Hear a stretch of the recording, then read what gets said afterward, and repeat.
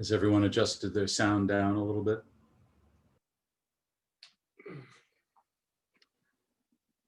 Did someone post the YouTube link so that people can go back later? Yes, it's in there. Okay. In the chat, yep. We are open for questions.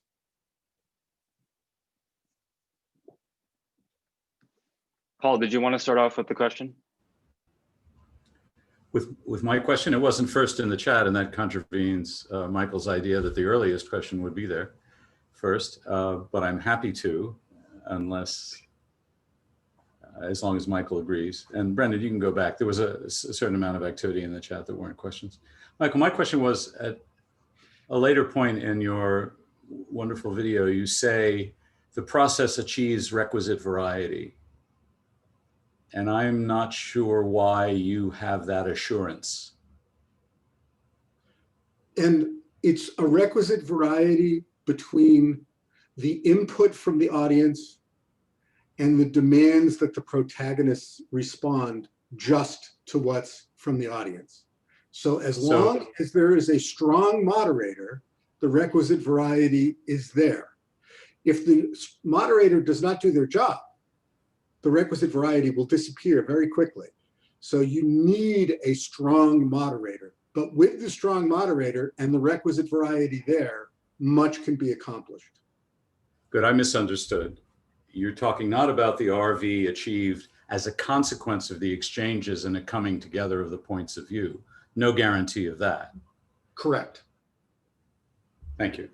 But inside the Buberian dialogue, provided the moderator does their job, you have requisite variety. Understood. Thank you. Brendan, whoever was first, you can turn them on and they can ask their question. Okay. There's been a lot of comments, and I'm not sure if those people want to elaborate or ask questions, but if someone would like to speak, I can unmute you and you can elaborate on your points.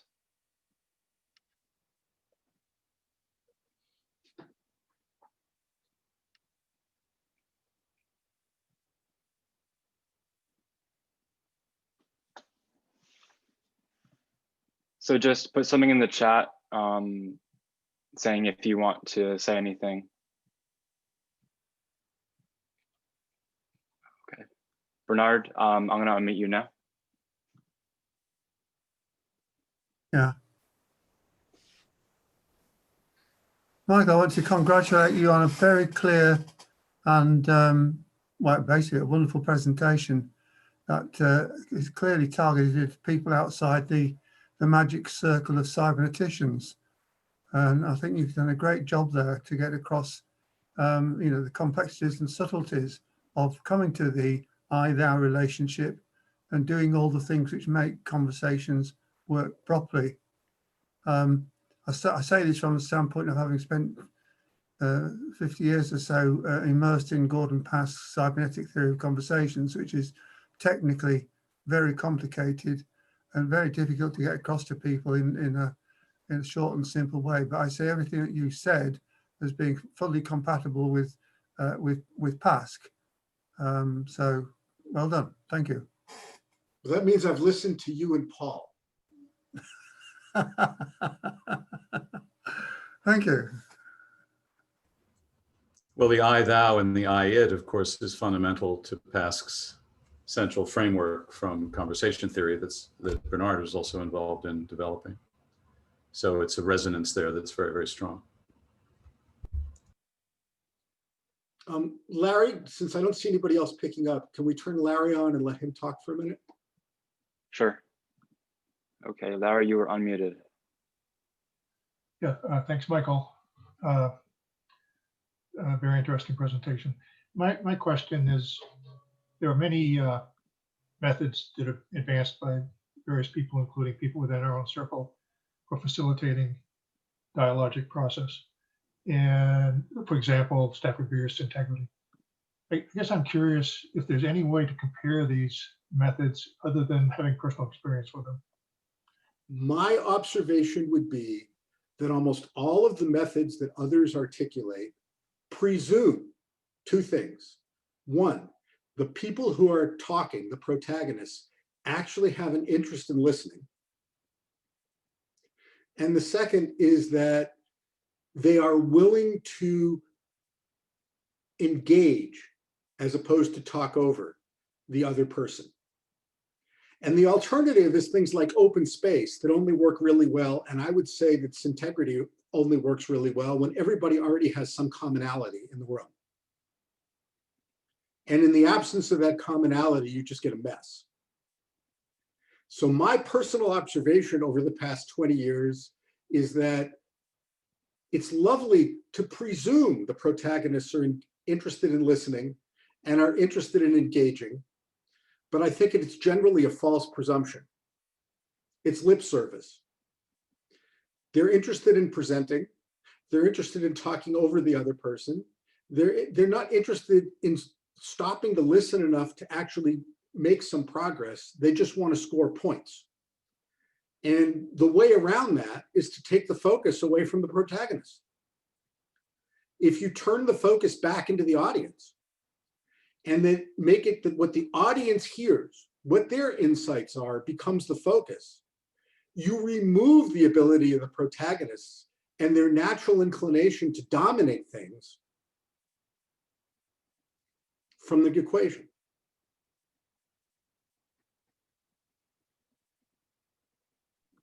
Yeah, you're on. Speak.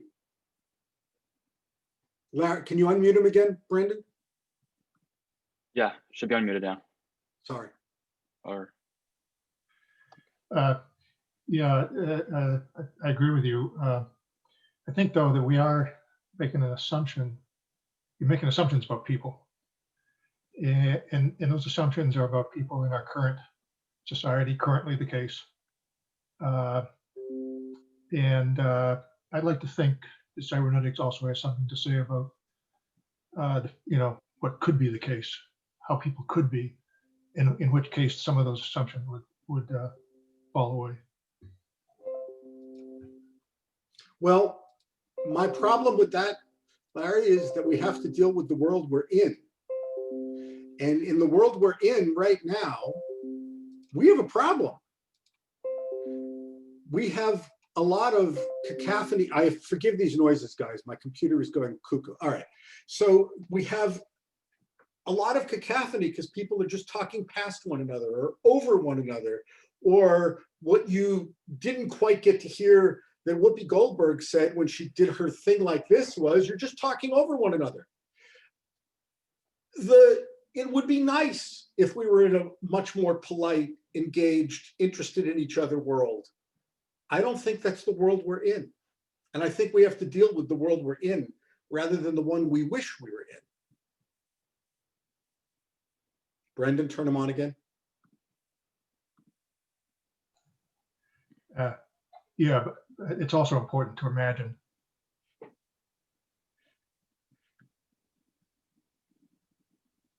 I will leave that as the way you said it. It's also important to imagine what could be. Unfortunately, I don't think it'll get us anywhere right now. To me, that's the big issue, is we need to find a way to make progress with what is, rather than with what we would like. Yeah, the point I'm trying to make is that we need both.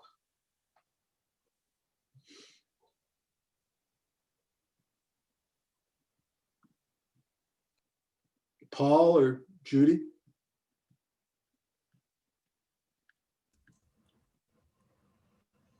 Jude, why don't you go? I'm responding a little bit in the chat. Okay, I guess I'm legal now. I've been turned on mute, so I'm not in control of that, and that generates an inequality I don't particularly like. I have nothing to say at the moment.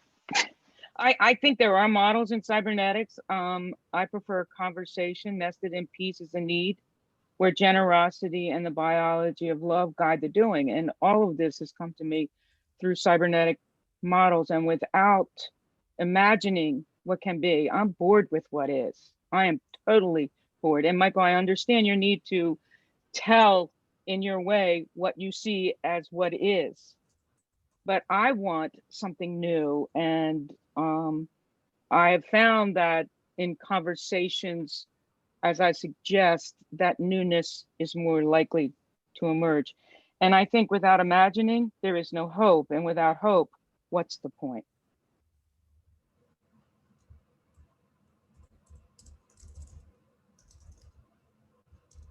Brendan, you want to switch to Robert Johansson? Sure, 1 second. Okay, you should be unmuted now, Robert. Found it. Okay. One thing I'm like, I am in so much of agreement with you that I feel I may be nitpicking, but the two things that I think are crucial, like your portrayal, your assumptions about the nature of the discussion, I think are cynical. That when I listen to people talking about the situation, the vast majority of them are talking about how they want harmonic communication, high-value communication. And that requires overcoming the materialist assumptions that drive our intellectual society. The assumption is that talking is a kind of force that you use to force and drive change. And as long as we think of it that way, instead of as a harmonic, as an I thou, that we're dealing not with an object, but with another subject who has values and ideas and skills and understanding that we can, harmonize with and learn from. Now, that being said, I believe that progress is dialectic. Intellectual progress, I believe Hegel was right. Intellectual progress is a function of dialectic. And when Kuhn talks about it in the Structure of Scientific Revolutions, he talks about the rise of anomaly, that you have a paradigm, which I think is what we're talking about, a series of paradigms that control how we think. And it encounters anomaly. And we try to ignore the anomaly, but for progress in the way we think to happen, we have to essentially engage in that debate. We need to deal with we need to recognize the existence of the anomalies in the current paradigm. And you're quite right. The materialist paradigm is dominant, and it has many, many ways of maintaining that dominance and preventing any challenge, like from cybernetics. Like one of the striking things that when cybernetics started, it created a revolution, and everybody was concerned with the revolution, and now it's marginalized. And it's the materialist model that has managed to marginalize. So the creation of what you're talking about, a model that is both dialogical, attempting to talk about harmonies, and also deals with the disagreements, deals with the question of anomaly and understanding the differences that we have, the thesis and the antithesis are both being dealt with. So yeah, I think you're doing a great thing. Brendan, can you turn Robert Martin on first and then Ricardo? Robert, you should be unmuted now. Okay, am I unmuted? Yes. Yes. So I think what Michael helped me to see was that the Buberian dialogue creates a structure that provides constraints where something different can happen. And the key thing is what happens within and among the audience, and not necessarily between the protagonists. And so this is in fact very cybernetic.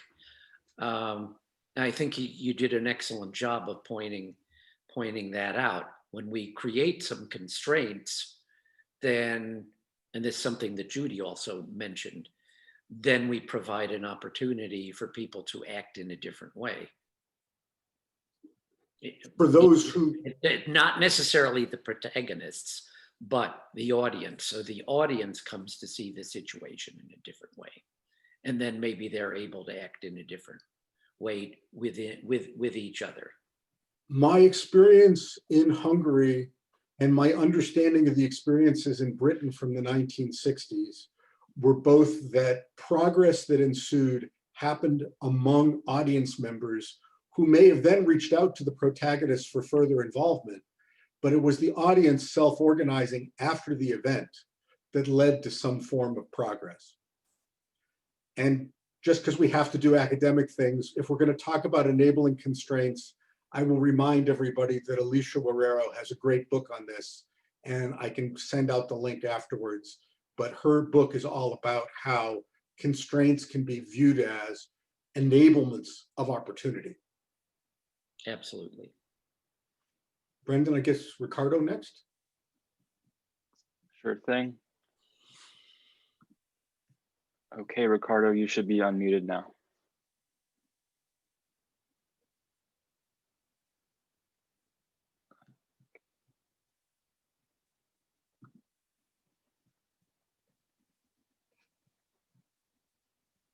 I think you may have to unmute yourself. There's a little thing in the lower left. You have to click on the microphone. Hello, my English is not that good. I am not that articulated to establish a statement, so I prefer to keep at the question. Okay, so let me see what I can do with what you wrote.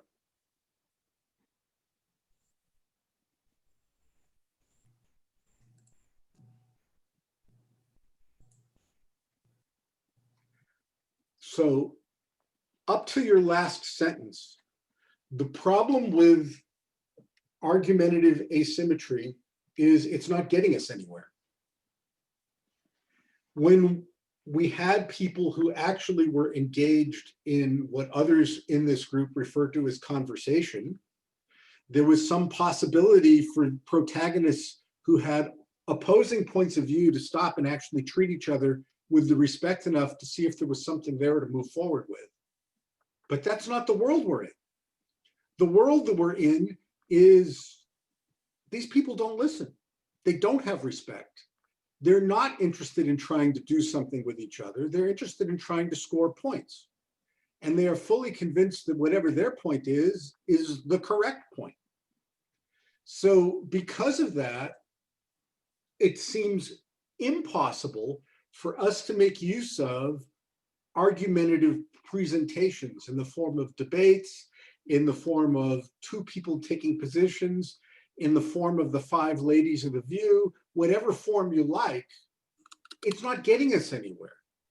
We need to shift the focus from whatever it is that the protagonists are choosing to say, to present, to push out there as the right point of view, and instead try to get others involved. And to me, that it means trying to find a means of getting the commonalities articulated. And they're sitting there in the background. If you don't go listening for them, if you don't go probing for them, you're not going to find them. The two protagonists might use the same words in very different ways. If anything, what we've learned from COVID and the presidential debate in the United States illustrates that. So it is very difficult for me to see progress happening out of two sides presenting at one another. And they don't present with one another anymore. So to me, we need the audience.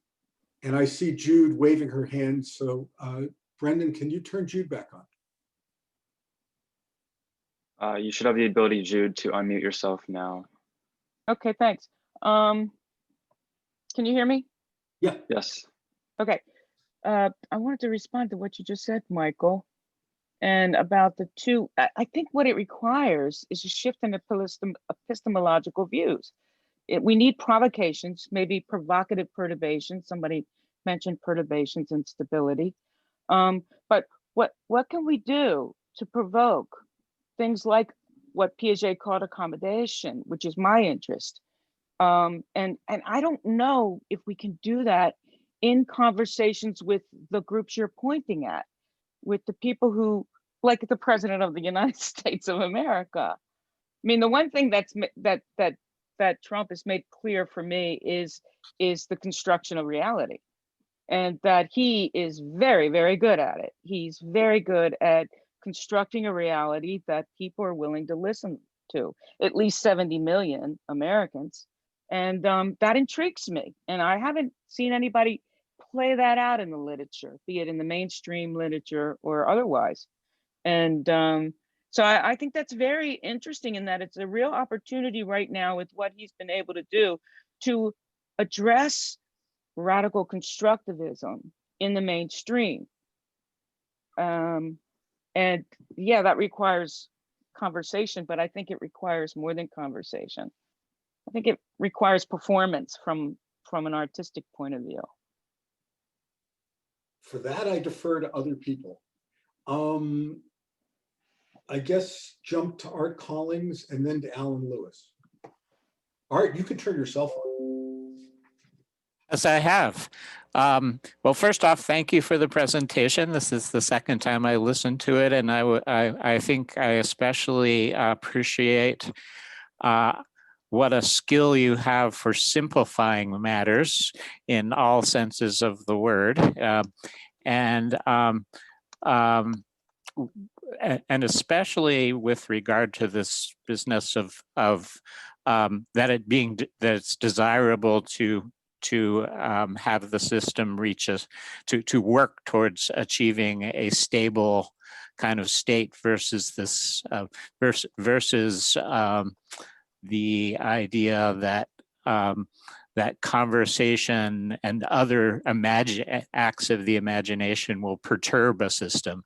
And imagination certainly isn't always good, by the way. I think that there are people out there imagining all sorts of ways to extract money from me at any one moment. Very clever, highly imaginative people who might be casting fishing lines out there and so on. But my main point is that in the cybernetics, when the ASC has a conference, there is this ongoing tension always between perturbing and seeking a kind of public accommodation of the public language of how one addresses each other in a respectful conversation. And that it's interesting that in the way that you have framed this, that drops out. So that was my comment, Michael. Imagination isn't part of it. In imagination apparently isn't part of the way that one is to conduct a public, respectful dialogue. It seems, or it happens at the side. Great. End of comment. Brendan, you want to turn Alan Lewis on, please? Okay, Alan should be good.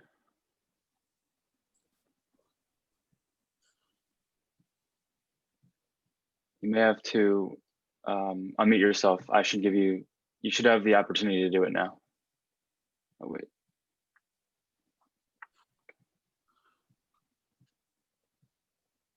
Alan, the button's in the lower left corner. We can't hear you, but you are unmuted.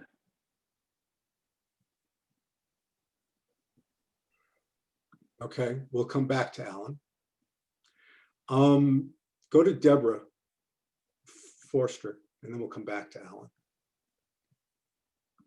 Hi, I'm moving around, so I haven't turned my camera on to not make anyone dizzy.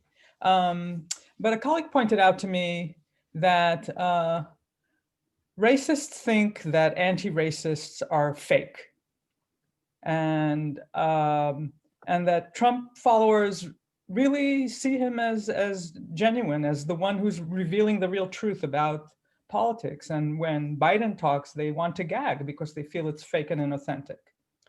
And before the elections, maybe I would try to argue one way or the other, but 70 million people voted for Trump, and they are part of our society. And I believe that they have an experience, and part of respect may be also respecting someone's experience. So what do we do about that? At the global level or the big society level, I don't have an answer. At the smaller level, again, I think if we can set a context where you can probe for the commonalities and shift the discussion away from their predefined labels and their predefined frameworks, you might get someplace. So if you start with labels of racist or non-racist or anti-racist, or Trump supporter or a Biden supporter, or left or right, you already are predefining a set of constraints that gets in the way. But if you let the people talk, even if that's the point of views they're coming from, and have others listen for what's in common, be it said or unsaid, or what seems to be a common presupposition that's not being articulated, and you shift the focus there and away from the frame, the label, the category, you have greater possibility of getting someplace. Because to rely on the frames is to just have these people talking past one another. I mean, we've had so many examples over the past year. It's hard to think of seeing prominent people actually dealing with one another with respect.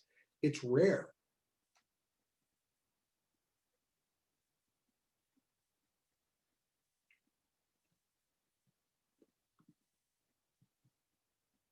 Has Alan figured out his microphone yet?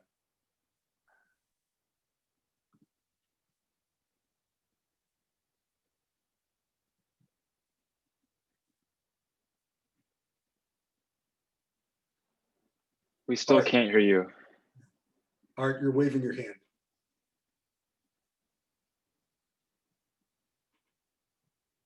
Okay.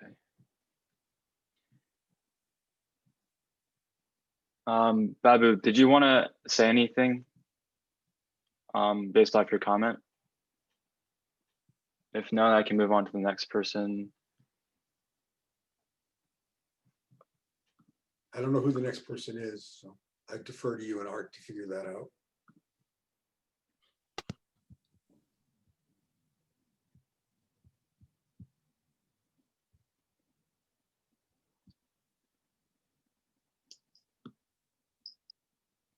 Pile, did you want to say anything?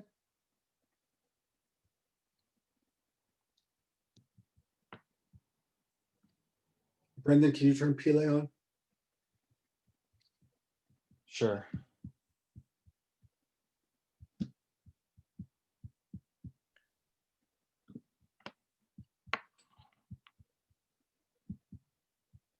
I've been around you too long, Michael. There's not that much in this presentation that hasn't been discussed in one situation or another. So it's really hard to comment. It comes down to the little details and thinking further on it. So I really don't need to make a comment. Okay. Brendan, Howard just said something. Can we shift to Howard? Thank you, Pile. Sure.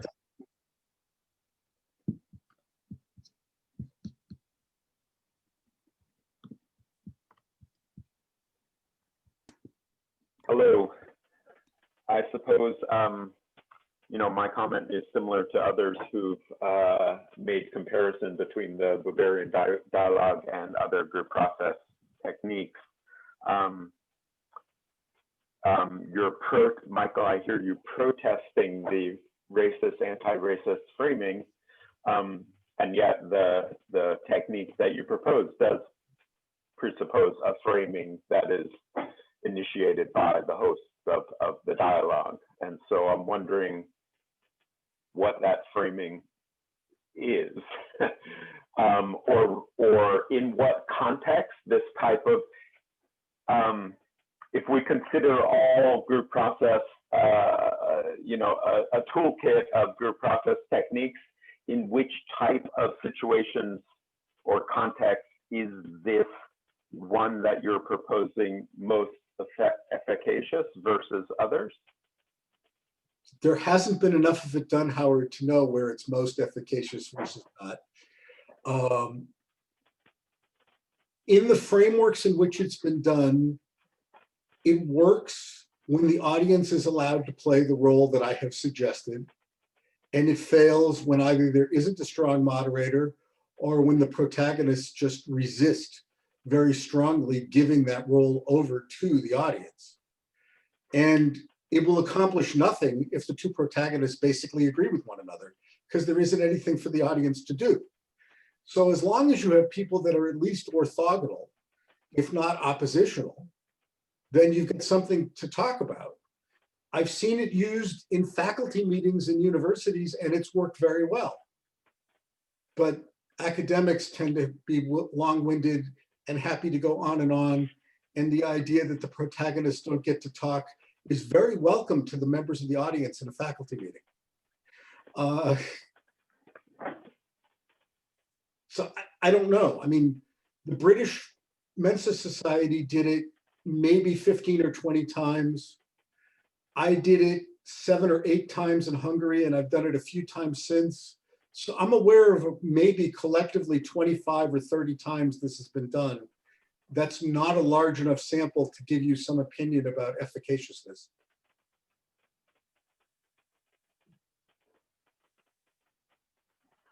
And the analogy that you're proposing to the presidential debates, is that The analogy to the presidential debate is just that those people did not have any interest in speaking to one another whatsoever. And that the presidential debate is a failure as a debate. It is a failure in terms of looking for common ground. I wonder what would have happened if you had forced the two candidates into doing a Buberian dialogue, given, of course, that one of them never would have been quiet enough to allow the moderator or the audience to do their job. But if you could have somehow made that happen, I wonder what would have emerged.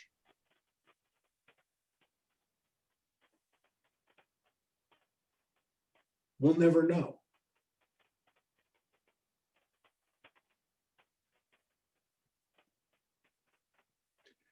I think we can go to Ben, but I saw this flash, and Ben, I have done it with 3 points of view on the stage. But Brendan, can you turn Ben Sweeting on? Hey, thank you. Yeah, so I was thinking it's partly a reaction to Howard's point, and you had the example, which was, I think, Monsanto and farming groups. Yes. And it seems to me that the setup with two will often kind of prime a particular kind of resolution, like it's very much within a linear, you can imagine what the resolution is, if there's going to be one. And going back to Paul's point, that's not necessarily a resolution. The requisite variety is within the conversation, not in relationship between that conversation and what it's about. If I don't really know if I'm expressing that clearly, but hopefully it's coming through. So the question with any kind of group facilitation in a design context is who have you got in the room is the first kind of question you want to ask, because this is an initial starting context that affects the conclusions you come to and so on. So I'm kind of wondering what happens when there's more, and whether that's also helpful in making the conflict appear less linear, right? So not necessarily kind of priming what the outcome might be. Well, I did it when I was teaching at Alaska Pacific University, and we did 2 of them with 3 points of view each on the stage. And the goal was to try to figure out how much needed to remain at a department level and how much should be done in an interdisciplinary level. And needless to say, there were more than 3 points of view, but we had three points of view up on the stage. And it did evolve into a lengthy series of feedbacks among all kinds of groups on campus. But APU is a very small place, and it only has 300 students. And I don't know that necessarily, again, can be used as a good example other than just sort of as an anecdote. The problem with this is it hasn't been done enough. Most of the time that it has been done, the participants thought it was a great success. It is my suggestion that we try to go about causing more of them to happen and see if the success repeats. If it does, great. If it doesn't, well, we tried. But I don't have enough experience, and I don't believe there's been collectively enough experience to be able to make an argument about this works and this doesn't, or try this or try that. I believe we are completely in an experimental stage about trying it. And the more we can get it tried, the more we can learn from it. And I'm not sure what else I can say to that. Brendan, can you turn Ben back on?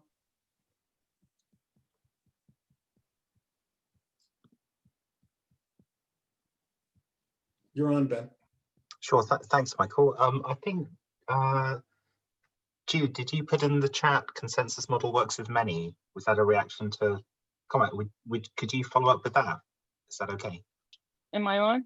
Yes. Okay. Well, consensus model, the true consensus model, begins with everybody being equal. There is no protagonist. Everybody's a protagonist. The hierarchy floats, and one person in one moment is a protagonist, another person in another moment. And the idea is that agreement is something that's enjoyed, embraced, and seen as a way to generate something new. I think that that's, for me, the essence of consensus. It's not hierarchical and it works, but people don't really, including Larry Richards, don't really want to pay attention to consensus model and how it's worked. And also there's diverse groups involved in consensus modeling. I mean, the whole Occupy movement ran by consensus and people knocked it, but having experienced it in Occupy movement here in Baltimore, it was incredible way for people to have voices, to have disagreement without violence, and to maybe even generate something new. I don't know if that answers your question, but the best I can do. And Jude, my only comment to that is, what you're describing works when there's already an underlying commonality. And it does not work with people who are highly oppositional in their frames and point. Well, I think I think nothing works with that. See, that's where we differ. I think that you have to be clear with I think that butting my head up against someone who's stuck in their beliefs regarding Trump is a waste of everybody's time. And I do not think that I can do that. The best I can do is to invite them to a performance or in the moment say something that might make them question something, only if it's a provocative perturbations, which is nested in love. Judy, I hear you. I'm just going to respectfully disagree, because if we don't deal with the fact that we've got 80 million people that voted one way and 70 million people that voted the other way, those are realities. And I'm not saying we don't need to deal. You have to deal with the 80, and that's the society that we're now in. And you can't just write either side off. We have to find. I didn't say write either side off. I didn't say that. That's not what I'm saying. I'm saying that I have to find ways that are very unique, and that to think that I'm going to have power over or power, assimilated, is I think a mistake that white people make a lot. Brendan, can you go to Peter Cariani? White people make a lot. Sure, 1 second.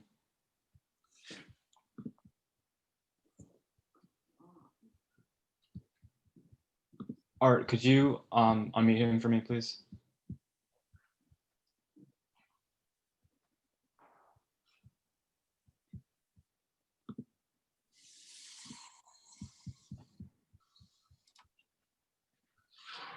Sorry, I came in late. I apologize to everyone. Michael, what? Why did you invoke my name? Because you put stuff in the chat. Yes. So, I mean, I had a long experiences with consensus in various kinds of political groups, and it works, you know, when there are high bonds between people, and there are barriers to breaking consensus, social barriers, but it doesn't work if you have free-thinking people who are willing to break consensus. You know, we ran a lecture series in Boston here, and a political lecture series, and we wanted to have free speech basically, and all sorts of points of views, even those that not everyone in the group agreed with. And we found that the only way consensus just didn't work, because there was always someone who didn't want some particular speaker for some reason or another. So what we ended up having to do was I suggested a gang of three rule. If there's some significant you know, fraction of the people who want to have a speaker, they should allow that. We in many situations, we have started out with consensus, but found that it was just unworkable. I do think that we need to figure out some way of dealing with the other half of America, who you know, are mired in these crazy worldviews. And it makes me think that we need to think about separation, some sort of amicable separation that will head off a civil war, you know, or a schism. And I was looking at the early abolitionist literature, and apparently William Lloyd Garrison and many other abolitionists in Massachusetts thought that New England should separate from the rest of the country because of the effects of slavery on the whole. So I don't know. I think that would be bad, but civil war is absolutely the worst possible outcome. Sorry. I hope that's not too far out of the line of thought of this event. But on that note, I'm going to suggest we jump to Larry Richards. Yes, sorry.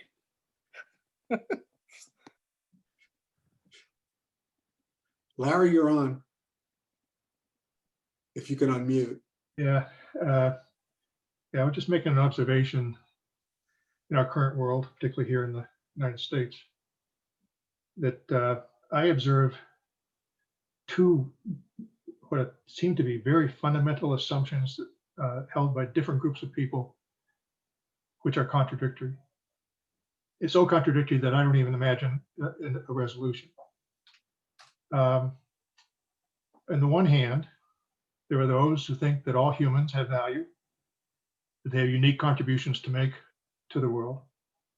And I think Ashby's discussion of intelligence supports that.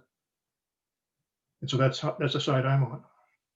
The other side, which I see, it's not talked about much, but I see it in the behavior.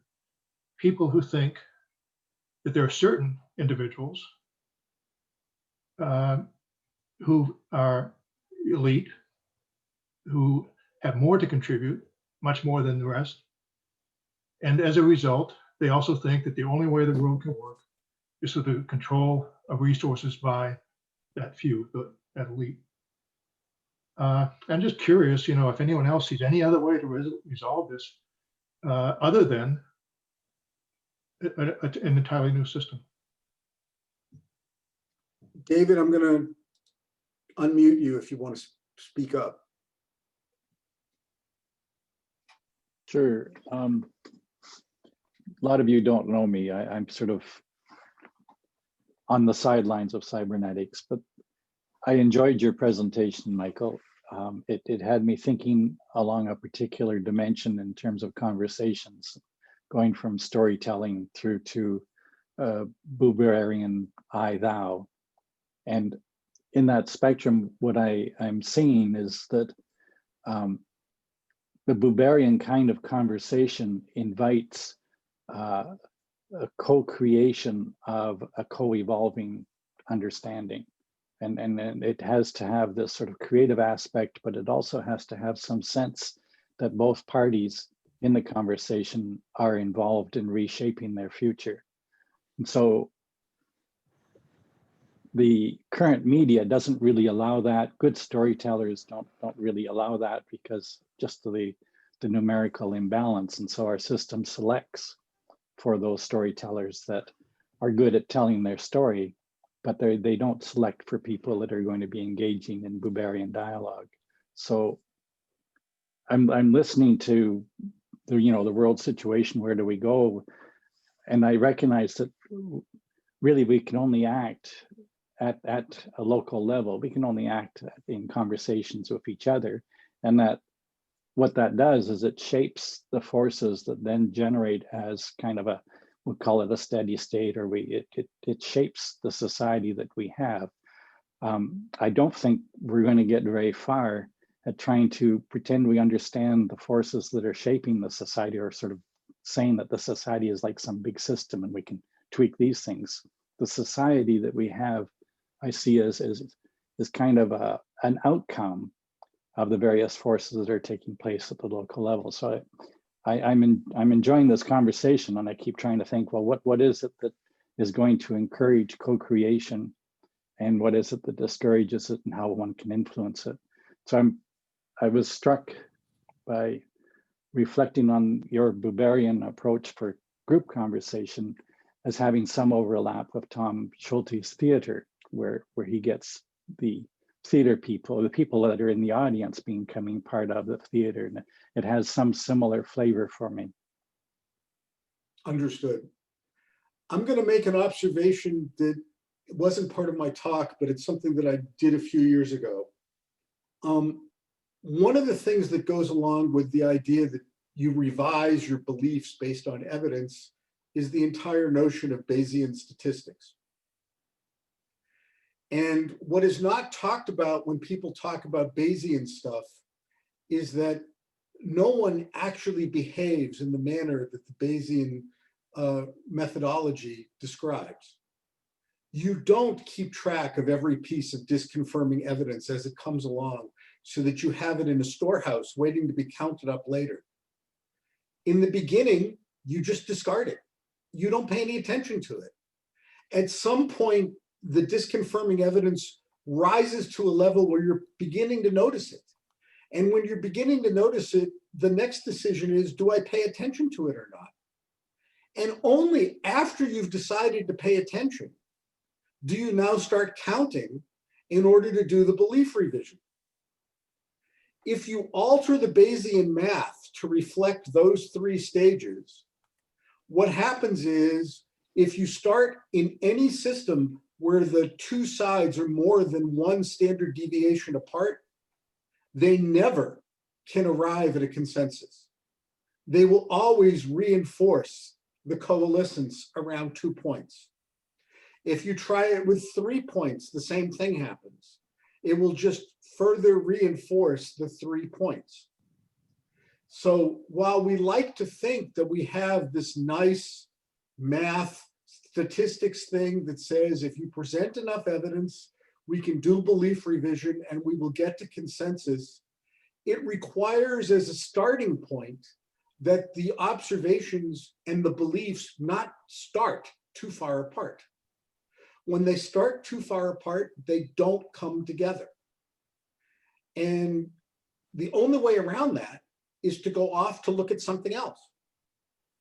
Now, I will point out that in the history of most Western and Eastern societies, when society has hit this point, what it's done is invented an outside enemy, be it a war or something else, to allow there to be something to coalesce around.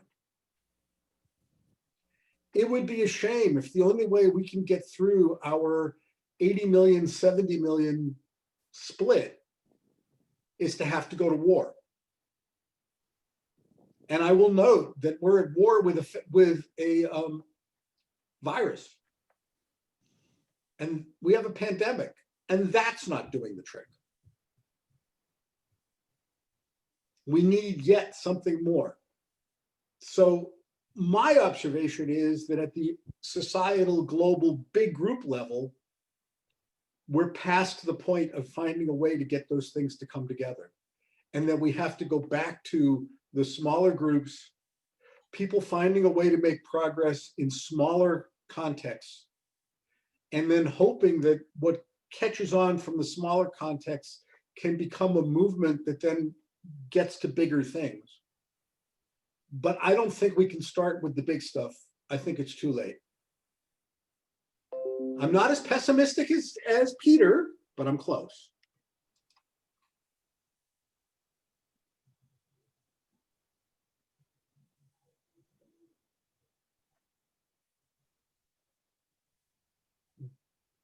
Ben or Deborah, you want to pick up? Whichever one of you wants to turn on. Or David, did you want to say something else?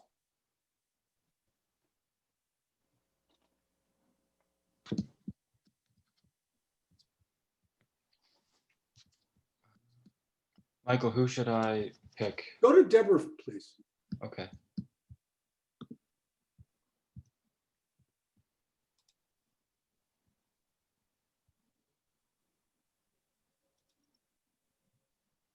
Hi, this is Deborah again. I'll turn on my thing just so you could get a visual of me. I think I was reading The Great Influenza about 1918, and the first wave didn't do anything. People were, it had 3 days, and then people were fine.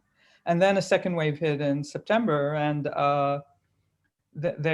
people were piling in the streets. I think we're close to a point where we won't be able to not see what's happening to the health system and to the death, taking care of the dead. So as much as, as it just tears my heart, I think this winter, especially with the change in presidential power, is going to be something close to what the ravages of a war bring to society. I don't know if that's optimistic or pessimistic, but I think we're in for a tough one.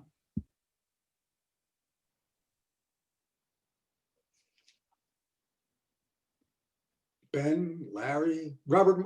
Robert, can you turn on Robert Martin? Should we do Robert and then to Jude?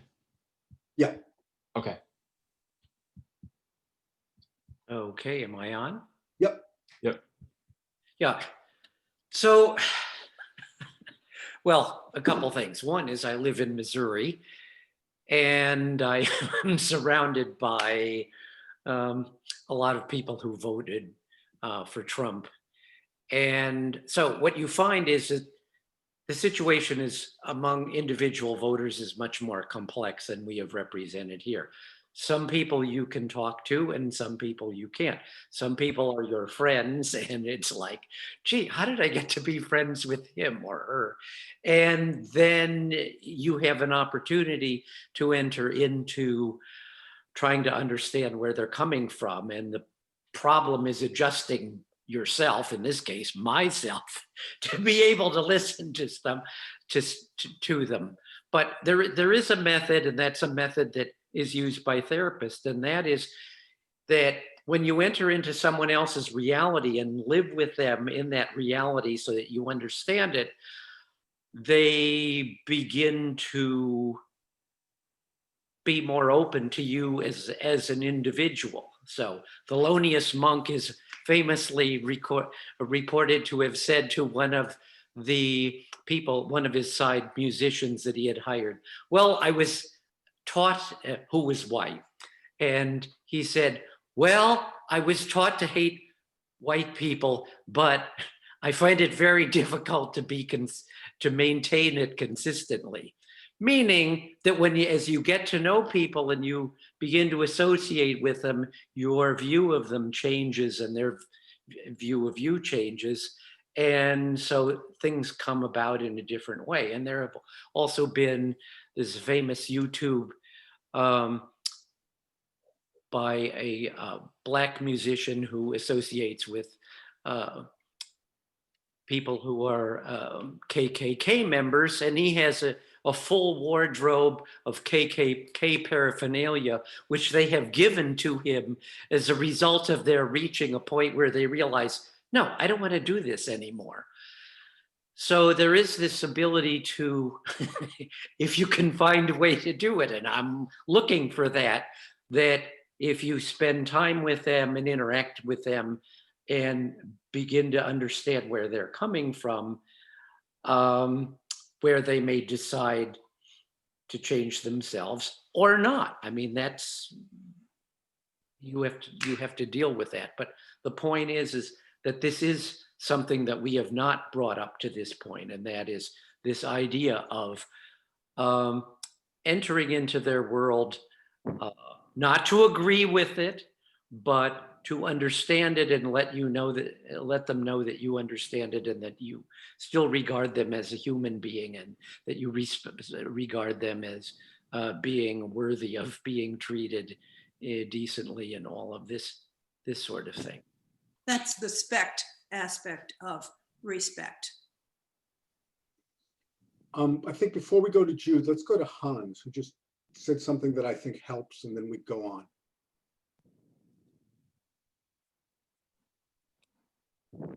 Can you unmute yourself, Hans? Oh, okay. Yeah. Do you hear me? Yes. Thank you. Yeah, you probably referred to what I wrote in the chat, right? Yes. Yeah, of course. I think, first of all, that seems to be more like a joke. I mean, how can you get people to read something that is then even very complex to read and even understand? But I put it there because, you know, from people who have something good in mind, you know, and have the openness, I could imagine that the path that Bruno Latour outlined in that book might be an interesting one to follow. Of course, if one has a kind of a fixed worldview, as you laid out, you know, it's kind of difficult to depart from that, from your own opinion. But maybe it depends on the context. So I like the idea of the small groups. And if there's a promising path to scale, that it might be scaled, you know, to other entities that might be able to pick up on that. So working at the university in Lucerne, Switzerland, that is maybe not that radicalized, you know, as maybe some universities in the US. There are no identity politics here. I mean, certainly not to that degree. It could be interesting to run an experiment in that sense. Along the model of Bruno Latour. Just briefly, as far as I remember, the model basically says, let's figure out the path. No, let's figure out a space that we can agree to understand, and then decide what we could do about it. But it's based on the understanding that. Let's agree to disagree. Sorry? No, go ahead. It's based on an understanding that, yeah, one has to understand that the past doesn't come back. We cannot go forward to a past that has been, you know, for example, if we think the 60s were great, you know, we cannot go back. That's what he says. For those people, I guess more on the conservative side, who think that the past has been much better than, you know, the present. And also for those who think we can go without anyone, like maybe Trump, you know, or some supporters of him, says we don't need the world, you know, let's just be ourselves. That seems to be illusionary, because it relates to that understanding of progress into the future, where the future never arrives, actually. This is, for example, why I stopped talking in my courses about the future of everything. You know, it never arrives. I'm focusing on with my students about what can we do now. Okay, but this is more rhetoric. So this is the idea I had.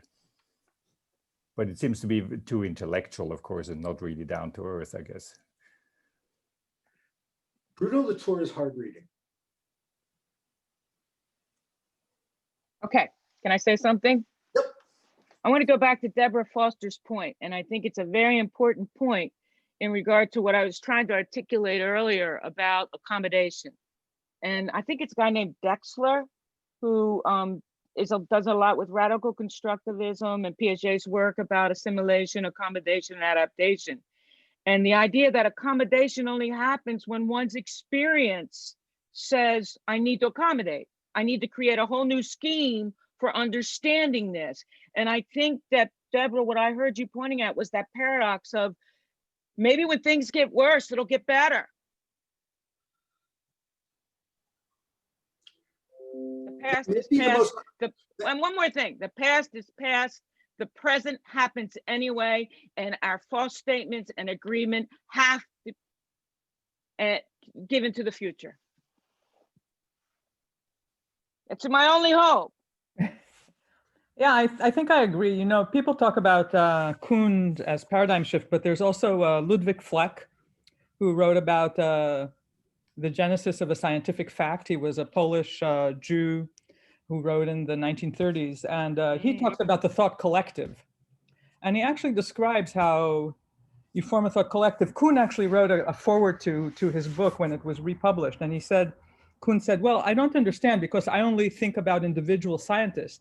But Fleck actually thought about what happens to between and across. So he's much more kind of, I don't know, Vygotskian, but at least a systems thinker. And he describes that the thought collective can change only when it's confronted with data again and again, and it cannot ignore it. And I think that's kind of the point that we're making. That's not quite what I was saying. Well, but you it's think the experience. Yeah, actually, absolutely. I think it's all experience. The only learning. And I think that's a very cybernetic way of looking at it. The assumption that we are our experience, and I'm not going to think it's a problem until it hits me. Exactly. Or my family or my loved one, and maybe then I'll be willing. That provocation will help me shift my thinking and thus doing. Absolutely. The only learning that we actually learn is experiential learning. Everything else we kind of. What is there besides that? Oh, you know, facts and stuff like that. But no, that's experiential. That's an intersubjectivity. I mean, to think that we can do anything outside of who we are, it's not cybernetic. Yeah. No, maybe it's well hang out in systems people. No offense to systems people. Not really. Okay, we're getting on to sort of the. Oh, can I say one more thing? Michael, thank you for provoking this conversation. Oh, thank you, Judy. You're quite welcome.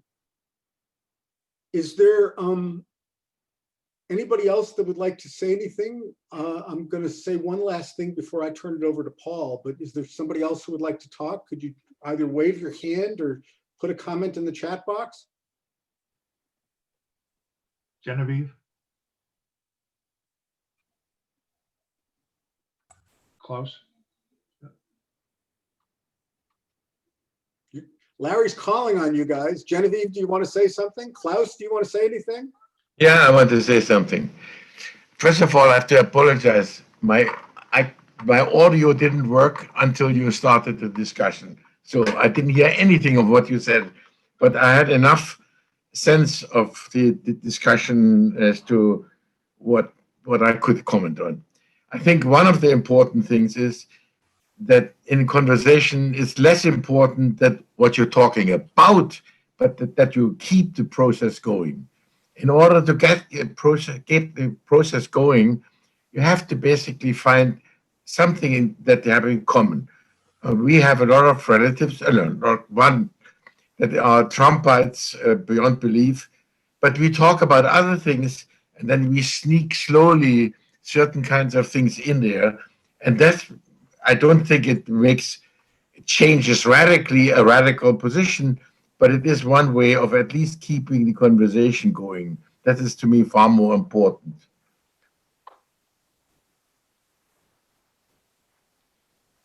Genevieve?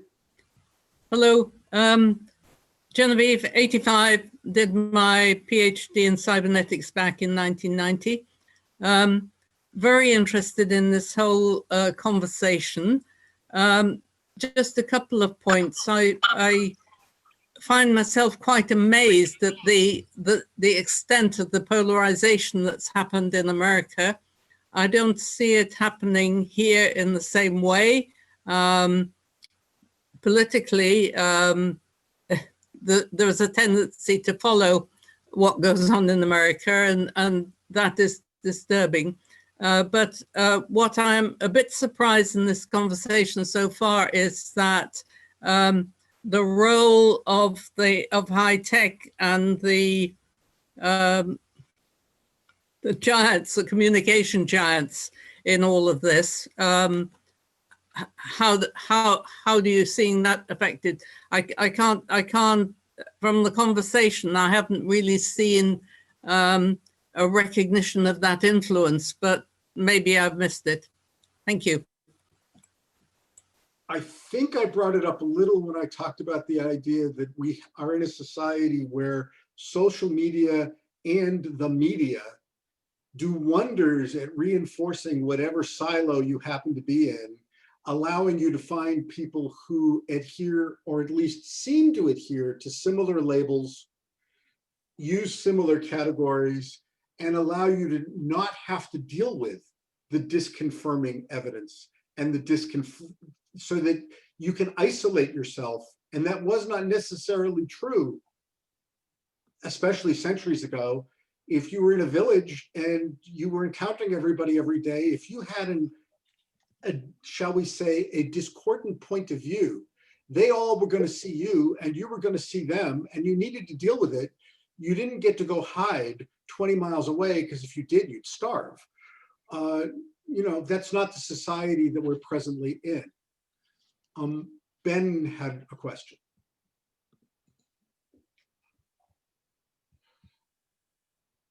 Hey, Michael. Yeah, so just a question which is prompted for me by something that I think Robert said. I can't find it in the chat. I think it was about how kind of both sides in the divide believe in the USA and want it to do well.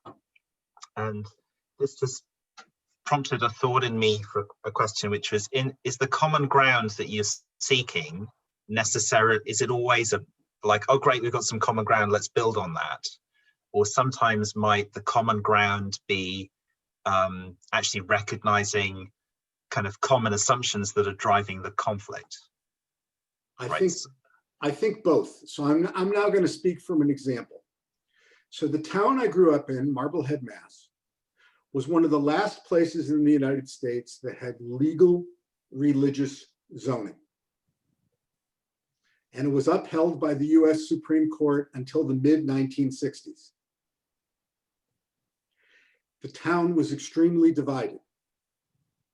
When my parents moved into town, roughly 1/3 of the town had moved in the preceding 2 or 3 years, and they were all Jewish. The people that had been there for several hundred years, and Marblehead's old, so when I say several hundred years, they had been there for 350 years, reacted with, who are these? And I'm going to use a disgusting word, but it was actually the headline of the newspaper all the time. Who are these kikes? Now, most Jewish people regard that as an extremely offensive word. It was in the newspaper every week. The solution that the two groups came to find a way to live with one another was there was a lot of time and effort spent educating the newcomers on the history of the town, so that the newcomers could take pride in the town's history and have that in common, and find a way to get past the labeling and the divisiveness and the fact that these people were out and out bigots. And they made significant progress. I'm not going to tell you that it was perfect. It certainly wasn't, but they did make progress. And they did it through doing both of the things that you mentioned. So one was, what assumptions do we have in common that we can work on? And the other is, what's going on with our problems so that we at least can be self-aware about it. And it was very interesting in the newspaper to see when all of a sudden the publisher of the local newspaper recognized the idea that there was a problem. It was fascinating. My screen just froze. Can anybody hear me? We can hear you. I think that's a wonderful way to end, actually, Michael. And thank you very much for the offer of today, and thanks everyone for coming. We really appreciate it. We do expect to continue in January. We have a proposal for January 17th that you'll be hearing more about after we discuss at the upcoming executive committee meeting. And with thanks, we wish you a good Sunday and a good week. Thanks, everyone. The basic video is on YouTube. I will be taking the recording of this and cleaning it up, and we'll put it on YouTube later, probably tomorrow. And both links will be on the overcomingrancor.com site for anyone who wants to use them. Oh, Jude, Jude is suggesting you don't need to clean it up. I have to clean up the pauses and stuff, Jude. It's ugly. No. I'm not going to take out Sooner. Jude is a professional documentarian, and I think her opinion counts. With thanks to everyone. All the best. Bye-bye. Thank you all.